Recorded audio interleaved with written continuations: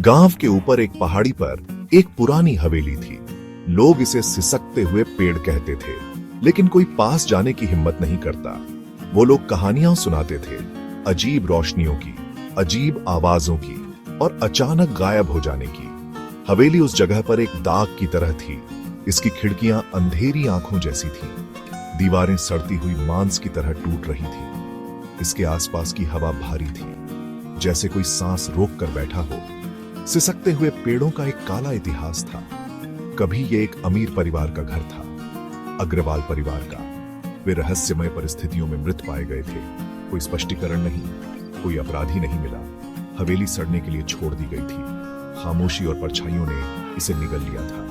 इन वर्षों में कई लोगों ने इसके रहस्यों को उजागर करने की हिम्मत की, कोई नहीं लौटा। राघव एक पत्रकार था। वो अनजान चीजों की तरफ खींचा चला जाता था। उसने सिसकते हुए पेड़ों के बारे में कहानियां सुनी थी। उसने उन्हें लोक कथाओं की तरह खारिज कर दिया। वो तथ्यों में विश्वास करता था, सबूतों में। वो सच्चाई का पता लगाने के लिए दृढ़ था। वो एक बादल वाले दोपहर में गांव पहुंचा। गांव वालों ने उसे चेतावनी दी। उन्होंने उससे पुनर्विचार करने की विनती की। उसने उनकी एक न सुनी। उसने सोचा कि वे डरे हुए हैं। वो नहीं था। कम से कम उसने यही खुद से कहा।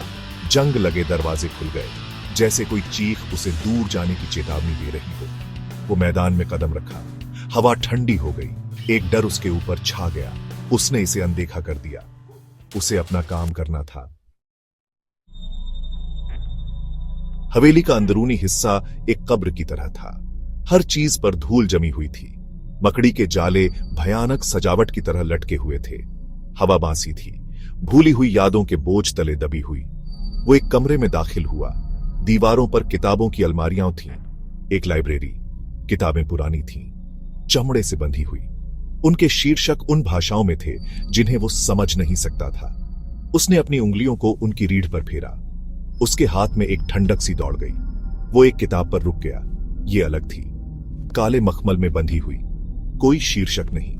उसने इसे शेल्फ से खींच लिया। किताब उसके हाथों में अजीब तरह से गर्म महसूस हुई।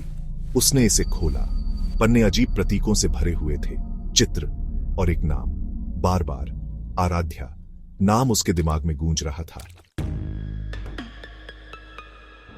जैसे जैसे वो आगे बढ़ता गया, हवेली में जान आती गई। उसके पैरों के नीचे फर्श के तख्ते चरमरा गए। कमरे से कमरे तक फुसफुसाहट उसका पीछा करती रही। उसे एक मौजूदगी का एहसास हुआ जो उसे देख रही थी। उसने इसे तर्क संगत बनाने की कोशिश की।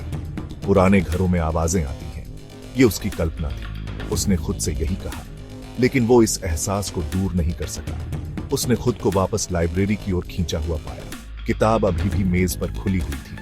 आराध्या नाम पन्ने पर धड़कता हुआ लग रहा था। वो इसकी ओर आकर्षित महसूस कर रहा था, समझने के लिए मजबूर। फिर टॉर्च टिमटिमा गई। अंधेरे ने कमरे को निगल लिया। दहशत उस पर छा गई। वो अपने लाइटर के लिए टटोला। एक हल्की सी रोशनी जीवन में टिमटिमाई। परछाई में एक आकृति का खुलासा हुआ। एक महिला, सफेद कपड़े पहने। महिला उसकी ओर सरकी। उसकी आंखें एक अजीब रोशनी से चमक रही थीं। उसका स्पर्श बर्फीला ठंडा था। वो बोली। उसकी आवाज एक शोकाकुल फुसफुसाहट थी। आराध्या, तुमने उसे परेशान किया है। डर ने उसे वहीं जड़ दिया। उसने बोलने की कोशिश की, लेकिन कोई आवाज नहीं निकली। सफेद रंग की आकृति तेज हो गई। उसकी शोकाकुल फुसफुसाहट चीख में बदल गई। हवा भारी हो गई, घुटन भरी। उसने लाइटर गिरा दिया। अंधेरे में डूब गया। वो पीछे हट गया, अनदेखी चीजों से टकराता हुआ। उसका दिल धड़क रहा था। उसे बाहर निकलना था, उसे भागना था। वो हवेली से आंख बंद करके भागा, अंधेरे में ठोकर खाता हुआ। चीखें उसके पीछे गूंज रही थीं। आराध्या नाम उसके दिमाग में गूंज रहा था। उसे सामने का दरवाजा मिला। उसे खोल दिया। रात में भाग गया। वो दौड़ना बंद नहीं किया जब तक वो गांव नहीं पहुंच गया। वो चाय की दुकान में घुस गया, हांफता हुआ। गांव वाले उसके चारों ओर इकट्ठा हो गए। उनके चेहरे डर से सने हुए थे। उसने उन्हें सब कुछ बताया, किताब, नाम, भूतिया आकृति। उन्होंने धैर्यपूर्वक सुना।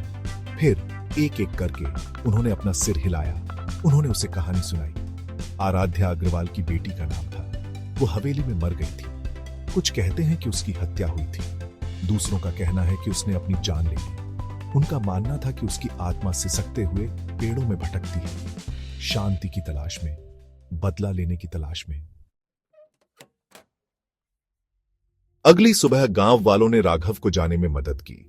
जैसे ही उसने धुंध में डूबी हवेली की ओर देखा, वो जानता था कि वो अपने अनुभव को नहीं भूलेगा। वो जवाब ढूंढने सिसकते हुए पेड़ों में गया था, लेकिन वो और सवाल लेकर चला गया। गांव वाले सही थे, कुछ चीजों को ऐसे ही छोड़ देना बेहतर होता है। आराध्या और भूतिया हवेली का रहस्य अनसुलझा रहा। गांव वाले कहानियां सुनाते रहे।